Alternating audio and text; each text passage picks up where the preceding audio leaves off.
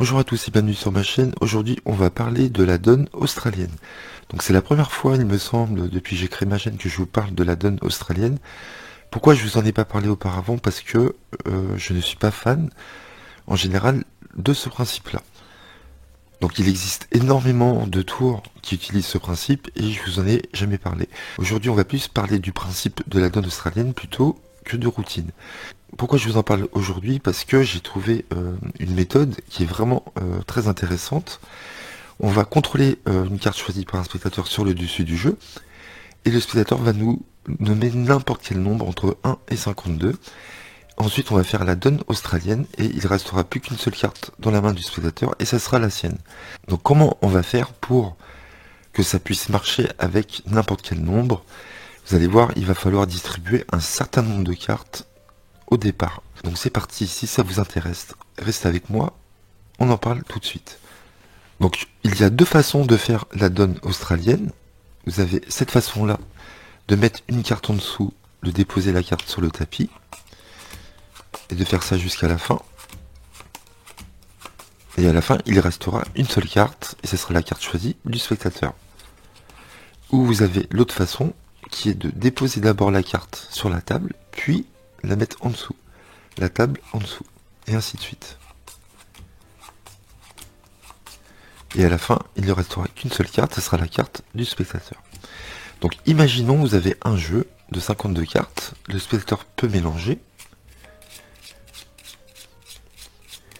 Vous lui faites choisir une carte, n'importe laquelle.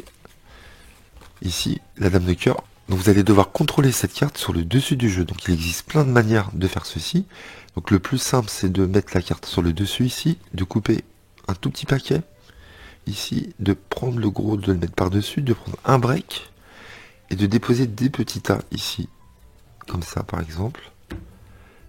Et arrivé à votre brisure, vous déposez le paquet. La carte n'a pas bougé. Vous pouvez, si vous voulez, insérer la carte au milieu du jeu et vous la contrôlez sur le dessus, comme ceci. La carte est soi-disant perdue dans le jeu. Là, ce qui est très intéressant, vous allez voir, c'est pas compliqué. Vous allez demander un nombre entre 1 et 52. Donc, peu importe ce que le spectateur va vous dire. Imaginons, il vous dit 20. Donc là, vous allez distribuer 20 cartes au spectateur, mais vous allez voir, la première distribution, c'est la plus importante.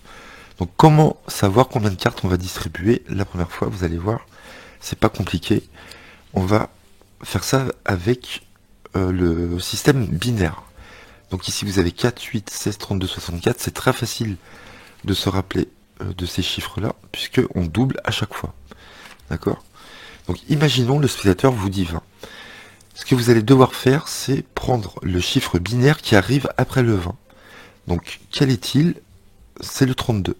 Donc là, dans ces cas-là, ce que vous faites, vous allez faire 32 moins 20, ça fait 12. Et donc, vous allez distribuer 12 cartes sur les 20. La première fois, la première distribution. Le spectateur vous a dit 20, vous savez qu'il va falloir distribuer 12 cartes ici, sans inverser les cartes. Donc vous faites 1, 2, 3, 4, 5, 6, 7, 8, 9, 10, 11, 12, et vous déposez. Ok? La carte est ici, je la mets face visible. Et donc, il va falloir distribuer les 8 autres cartes pour faire 20, d'accord? Et donc là, vous distribuez comme vous voulez, 4, et là, vous faites 4 autres, ce qui fait 20 cartes. On a bien 20 cartes. Le reste du jeu, on le pose ici. Et là, on va faire la donne australienne. Donc, vous allez demander au spectateur de prendre la première carte ici, de la mettre en dessous, et de déposer la suivante sur le tapis, jusqu'à temps qu'il ne reste plus qu'une seule carte dans ses mains. Et vous allez voir que la dame de cœur va rester dans les mains, ça va être la seule carte qui va rester à la fin. Donc là, il met la carte en dessous, et il met sur la table. En dessous, sur la table. En dessous, sur la table. Et il fait ça jusqu'à la fin.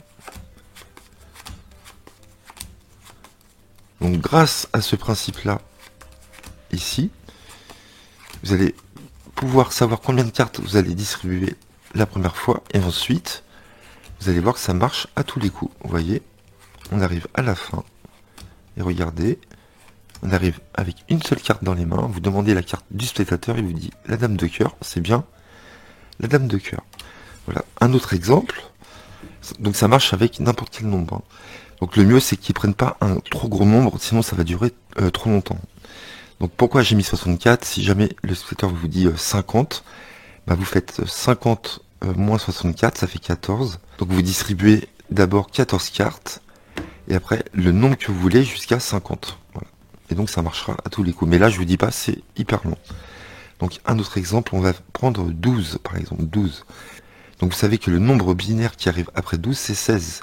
Et donc si on fait 16 moins 12, ça fait 4. D'accord? Donc je vais distribuer 4 cartes. Comme ça. 4. Comme ça. Je retourne la carte. Ça va être la dame de pique. Imaginons le spectateur a choisi la dame de pique. Donc on a 4 et vous faites encore 4. Ça fait 8 et 4, 12. On vient distribuer 12 cartes, comme le spectateur a dit. Et là c'est automatique. Pareil, il met en dessous une ici. Et vous allez voir, ça marche tout le temps. Il restera une seule carte dans les mains du spectateur, ça sera la dame de pique. Que se passe-t-il si le spectateur vous dit, par exemple, 4, 8, 16, 32? Donc imaginons, le spectateur choisit 8, d'accord? Ce que vous faites, donc le spectateur a choisi la dame de pique, vous allez distribuer tout simplement 8 cartes d'un coup. Si vous dit 16, il faudra distribuer les 16 cartes d'un coup. Donc là, il vous a dit 8, donc vous faites 1, 2, 3, 4, 5, 6, 7, 8, et vous déposez. Ok. Et là, c'est pareil, le spectateur met une en dessous, une sur la table, une en dessous, une sur la table, et ainsi de suite. Et on arrive sur la dame de pique. Donc si ça vous intéresse de commencer en distribuant la première carte sur le tapis, puis en dessous, et ainsi de suite, on arrivera toujours avec une seule carte dans les mains. Donc c'est exactement pareil, sauf que, par exemple, si le spectateur vous dit, on va dire 20, vous prenez toujours le nombre binaire qui arrive après ces 32, mais vous allez rajouter 1 à 32. Donc vous n'allez pas faire 32 moins 20, mais vous ferez 33 moins 20. D'accord? Ça fait 13. Et donc il va falloir que je distribue 13 cartes la première fois. Donc imaginons le spectateur a mémorisé, a choisi le 10 de trèfle. Donc là, vous faites 20 moins 33, ça fait 13, et vous allez distribuer 13 cartes. 1, 2, 3, 4, 5, 6, 7, 8, 9, 10, 11, 12, 13. Il manque 7 cartes pour faire 20. Donc vous distribuez encore 7 cartes. 3, 4, 5, 6 et 7. Et là, vous demandez au spectateur de déposer la première carte qui est sur le dessus du jeu sur le tapis. Ici, et l'autre en dessous. Et là, vous allez voir, on va arriver exactement pareil avec la carte choisie du spectateur, le 10 de trèfle. Tout simplement.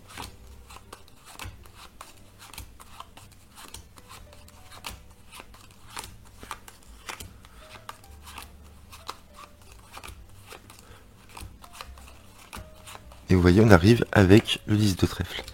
Vous rajoutez 1. Si le spectateur vous dit 5, vous faites 9 moins 5 et non 8 moins 5. D'accord? Ça fait 4. Donc vous distribuez 4 cartes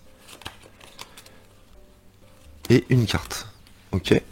Et donc là, vous faites tapis en dessous, tapis en dessous, tapis en dessous, tapis, et il reste une seule carte, c'est la carte choisie. Donc là, je trouve que c'est vraiment très intéressant. Je vais vous parler de la méthode, du principe.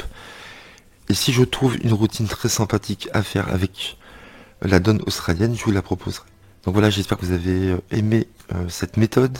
J'espère que vous la ferez, que vous avez compris. Vous avez vu, c'est très simple. Voilà, n'hésitez pas à liker si vous avez aimé, à commenter et à vous abonner. À très bientôt sur ma chaîne. Merci.